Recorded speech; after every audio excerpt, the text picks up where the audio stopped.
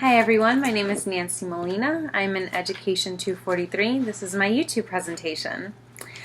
I am deciding to read my book to first graders, and the book I have chosen is titled The Name Jar. It is by Young-Shuk Chow, I believe it's pronounced.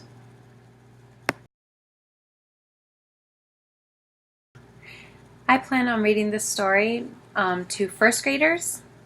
I feel like it's a good book for them. I also plan on emphasizing on the standard from the Maryland Common Core that says students will be able to retell stories, including details, and demonstrate understanding on the central message or lesson. Well, to summarize the story, it's about a little girl. Her name is Unhei, and it's her first day of school, so she's on the bus. And then kids are making fun of her because they can't pronounce her name correctly. So they're calling her different names. They can't pronounce Unhei correctly. She's getting a little upset. And then she tells her mother that she's in search of an American name because her friends are having a hard time saying her name. Her mom gets a little disappointed, but she lets her deal with it in her own way. Her classmates gave her a name jar, and they put in different names that she can choose from, and they gave her until the end of the week to choose a name. But then turns out that by the end of the week, she lost the jar, and it was time for her to present her name and introduce herself. And then, as it should have been, she introduced herself using her real name, which is Unhei, and then she taught them how to spell it using Korean characters, as you can see in the book, which is actually really cool. And then a nice ending to the story is when she made a friend. His name was Joey, and throughout the story he was trying to convince her to use her original name. And then during her struggle, he went out to find his own Korean nickname, which ended up being Chinku, which means friend. So that was very cool. Well, hi guys. So today we're going to read a story. Okay, the story is called The Name Jar. So, what do you guys think this story is going to be about? Oh, I know. Was. So how many of you guys probably pronounce your names differently at home? Probably no one. Willow?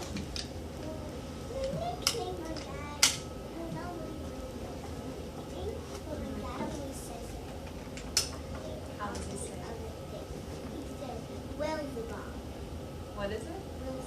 Oh, really? There you go.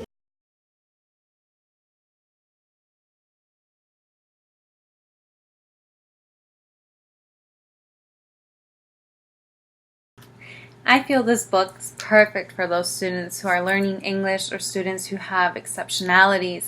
The reason I say this is because it's culturally different. It emphasizes on the fact that this student is new to America and to an American classroom, and how the students react to it when it comes to her name. Many students who are in this position can relate to her, not solely on her name, but with different things as well when it comes to the clothes they wear, what they like. Another thing that was mentioned in the book was when she did enter the Korean market, her mother told her that although they moved to America, they were still going to eat Korean food, which is why they walked into the Korean market. Another great thing for those students with exceptionalities are the illustrations. The illustrations are very well, for me, I feel they're great. You can see the different students.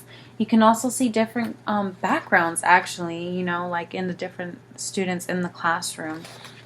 And the illustrations are really, really great, in my opinion, and that's why I decided to choose this book.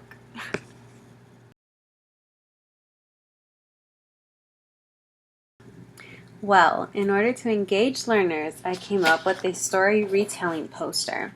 Maybe in a classroom it'd be a little bigger and better drawings, but I found this cool idea where it gives the students the ability to know how to retell a story. So not only are they able to retell the story, but they know what order to retell the story in.